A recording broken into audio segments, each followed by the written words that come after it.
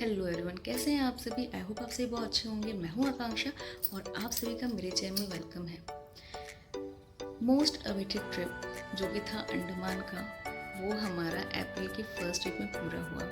अंडमान जाने के लिए सबसे बेस्ट टाइम जो है वो है अक्टूबर टू मार्च, लेकिन छुट्टियां वगैरह नहीं मिल पा रही थी। बच्चों के एग्ज़ाम थे, मेरे एग्ज़ाम थे, तो इस वजह से हमने अप्रैल के फर्स्ट वीक में जाना ही डिसाइड किया। बहुत ही अच्छा टूर था। और जब मैं बैठे बैठे अपने वीडियोस देख रही थी, फ़ोटोज़ देख रही थी, तो मैंने सोचा कि क्यों ना ये वीडियोस आप लोग के साथ भी शेयर करूं। मैं भी एक टूरिस्ट थी वहाँ पे, तो जो भी चीज़ मैंने फील किया, जैसा मेरा एक्सपीरियंस रहा, वो मैं छोटे छोटे वीडियोस में आप लोगों के साथ शेयर करने जा रही हूँ। और ये मेमोरी जो हमेशा यादगार रहेगी, तो वो मेमोरी मैं आप लोगों से अपना शेयर कर रही हूँ। आई होप आप लोग को भी इस व्लॉग को देख के कुछ आइडिया मिल जाए और आप भी एंजॉय कीजिए जैसे जैसे मैं एंजॉय वहाँ।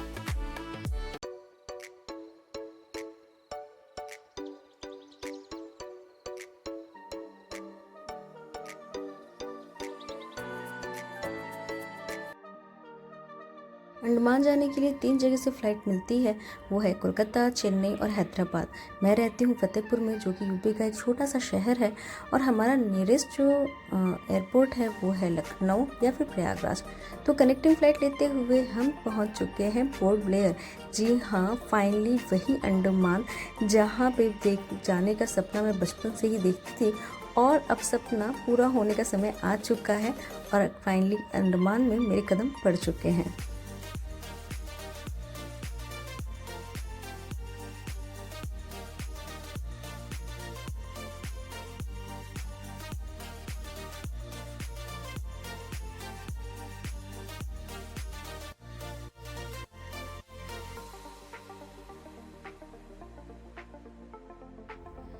अंडमान में एक आइलैंड से दूसरे आइलैंड पर जाने के लिए फेरी का यूज़ किया जाता है। बज रहे हैं सुबह के 5:30 और 6 बजे की फेरी है हमारी पोर्ट ब्लेयर टू हैवलॉक की। तो अब हम निकल चुके हैं हैवलॉक के लिए। फेरी का ऑप्शन आपको यहाँ पे 2 में मिलता है, एक है प्राइवेट और दूसरा है गवर्नमेंट।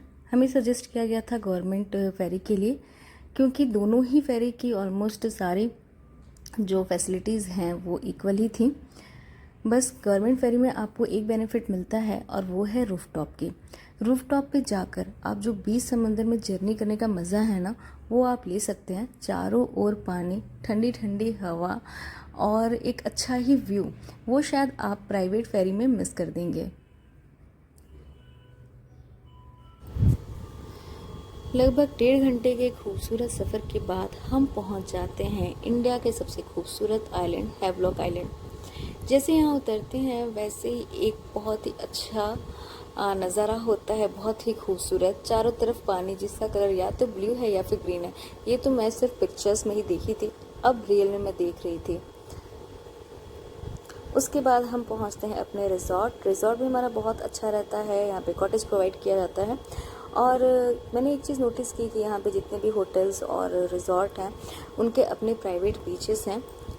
अगर आप हैवलॉक में किसी बीच पे नहीं जाना चाहते हैं, थोड़ा सा रिलैक्स करना चाहते हैं, तो अपना क्वालिटी टाइम स्पेंड कर सकते हैं यहाँ के प्राइवेट बीचेस पे। बहुत ही ब्यूटीफुली डेकोरेट किया गया है। ये देखिए, समुद्र की शांत शांत लहरें, ठंडी ठंडी हवा, उसके किनारे आप आराम से बैठिए और एक अपना अच्छा समय व्यतीत करिए।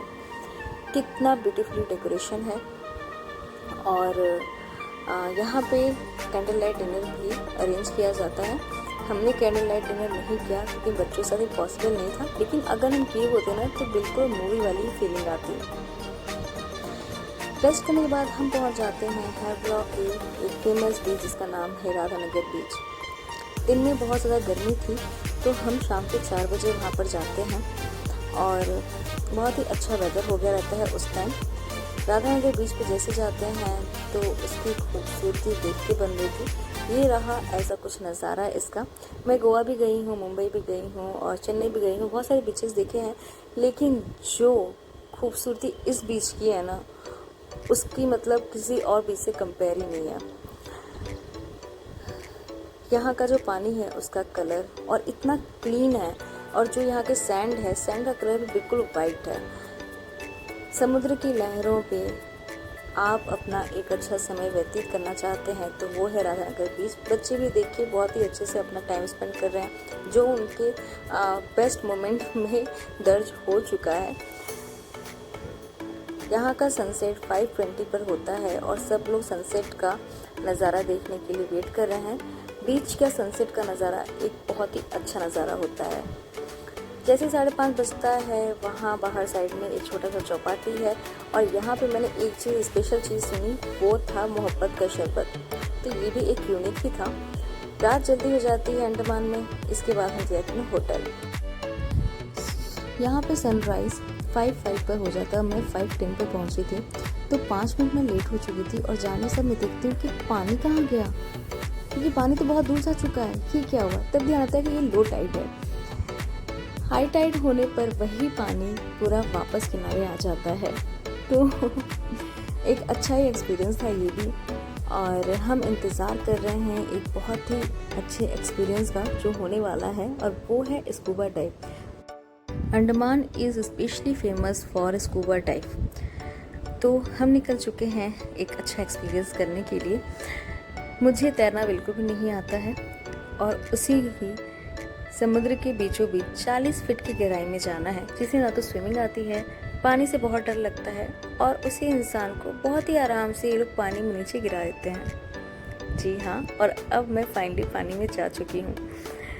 और इसके बाद जैसे जैसे धीरे धीरे हम पानी में नीचे की ओर जाते हैं, वैसे वैसे एक नया नज़ारा देखने को मिलता है, जिसमें मिलता है मुझे फाइंडिंग नीमो। ऐसा लग रहा था जैसे वो मुझे हेलो बोल रहा हो। बहुत सारी फिशेस थी, जेली फिश भी मैंने देखा था, और फिश तो ऐसी भी थी जिनके मुझे नाम भी नहीं पता थे। अनफॉर्चुनेटली हमारे गोप्रो कैमरा के साथ पता नहीं क्या प्रॉब्लम हो गई कि नॉर्मल कैमरा से वीडियो शूट करना पड़ा, और देखिए उसमें इन्होंने टाइम भी सेट नहीं किया हुआ है। मेरे साथ थे यहाँ पे ट्रेनर, और बैक साइड में भी स्कूबा डाइव कर रहे हैं, हो सकता है मेरे हस्बैंड ही हो। स्कूबा डाइव करने के पहले समुद्र के किनारे आपको 10-15 मिनट की ट्रेनिंग दी जाती है, जिसमें आपको मशीन को कैसे यूज़ करना है, कैसे इनहेल और एक्सहेल करना है, और आप ट्रेनर से कैसे अपनी प्रॉब्लम बता सकते हैं। तो उसके लिए आपको कुछ साइन बताए जाते हैं जिसका यूज़ आपको पानी के अंदर करना है। अगर आपको कुछ भी प्रॉब्लम होती है तो उन्हीं साइन का यूज़ करते हुए आप उनके साथ कम्युनिकेट कर सकते हैं। जैसे जैसे नीचे जा रहे थे वैसे वैसे एक अलग ही अनुभव था। ये देखिए, बिल्कुल हम समुद्र के नीचे धरातल पे, जहाँ पे कोरल्स दिख रहे थे, वहाँ पे प्लांट्स दिख रहे थे, फिशेस थे, स्टोन्स थे, बहुत ही एक अलग, और जैसे पूरी दुनिया को भूलते हुए एक अलग ही अनुभूति। स्कूबा डाइव करने के बाद हम निकल जाते हैं अपने दूसरे आइलैंड की ओर, और वो है नील आइलैंड। ये देखिए, ये है प्राइवेट फेरी, और दूसरी साइड में है गवर्नमेंट फेरी। 3 बजे की हमारी फेरी रहती है, जो कि हमें 3:45 बजे तक नील आइलैंड पहुंचा देगी। जैसे हम पहुंचते हैं तो हमारे ड्राइवर साहब हमें नेशनल ब्रिज दिखाने के लिए ले जाते हैं, क्योंकि नील आइलैंड में जो नेशनल ब्रिज है और लक्ष्मणपुर ब्रिज, ये दोनों इवनिंग टाइम में ही देखते हैं।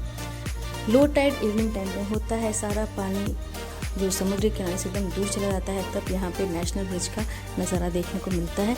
सारे तरफ डेड कोरल्स है, और बहुत ही केयरफुल यहाँ पे चलना होता है। मैं तो यहाँ पे स्लिप भी हो गई थी, लेकिन ठीक है, एक अलग ही मज़ा था। उसके बाद हम निकल जाते हैं लक्ष्मणपुर ब्रिज पे।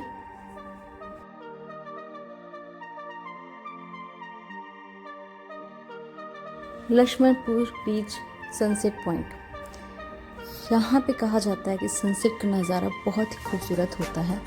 तो बस 5:20 पे ही सनसेट का टाइम था, और हम लोग एक और बार समुद्र के किनारे सनसेट देखने के लिए आ गए हैं। ये देखिए कितनी खूबसूरती के साथ सनसेट हो रहा है, बहुत ही अच्छा था। सब लोग अपना आराम से बैठ के सनसेट एंजॉय कर रहे थे। इस तरीके से सूरज को डूबता हुआ मैं नहीं देखा था। और जब हम रिकॉर्डिंग कर रहे होते तब देखिए क्या, मतलब एक ऐसा मोमेंट कैप्चर हो जाता है जिसमें फ्लाइंग फिश किस तरीके से समुद्र में गोते खा रही हैं, कितने अच्छे से जंप कर रही हैं, मतलब ये एक अलग ही मोमेंट था। ये सारी चीज़ों को एंजॉय करते हुए फाइनली हम अपने होटल पहुंचते हैं, और इस तरीके से नील आइलैंड का जो सफ़र था और जो भी घूमना था वो हमारा पूरा होता है। बज रहे हैं सुबह के 8 और इस फेरी से हम सुनहरी यादों के साथ नील आइलैंड से पोर्ट ब्लेयर को वापस जा रहे हैं। पोर्ट ब्लेयर में हम बहुत ज़्यादा कुछ एक्सप्लोर किए हैं, वो मैं आपके साथ नेक्स्ट ब्लॉग में शेयर करूँगी। अगर आपको मेरा ये ब्लॉग अच्छा लगा है तो प्लीज़ मेरे चैनल को लाइक कीजिए, सब्सक्राइब कीजिए और शेयर भी कीजिए। Thank you so much for watching.